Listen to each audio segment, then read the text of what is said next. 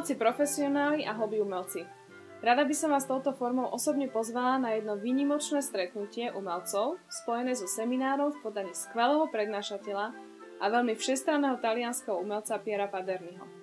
Pier Paderni je hudobník, je maliar, je spisovateľ a zakladajúci člen umeleckých festivalov pod názvom Cesty fantázie v Taliansku.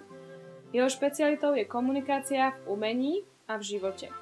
Jeho cesty po svete mu priniesli veľmi dobré porozumenie mnohým kultúram a jeho prednášky sú preto nielen veľmi zaujímavé, ale aj plné praktických príkladov, skutočných príbehov a inšpirácií. Pier Paderni patrí medzi ľudí, ktorí veľmi dobre vedia, akú kľúčovú rolu zohrávame my, ako umelci, vo vytváraní kultúry spoločnosti a preto prijal moje pozvanie na Slovensko, aby podporil nás a náš úspech. Takže vás všetkých srdečne pozývam na toto jedinečné stretnutie, spojené so seminárom Ako byť úspešným umelcom v dnešnej spoločnosti.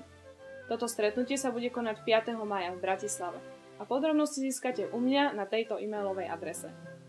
Mojím cieľom je sprostredkovať nám stretnutie s človekom, ktorý na celom svete pomáha zvrátiť tento citeľný úpadok umelcov a umenia a pomôcť im nastúpiť na cestu osobnej a profesionálnej prosperity.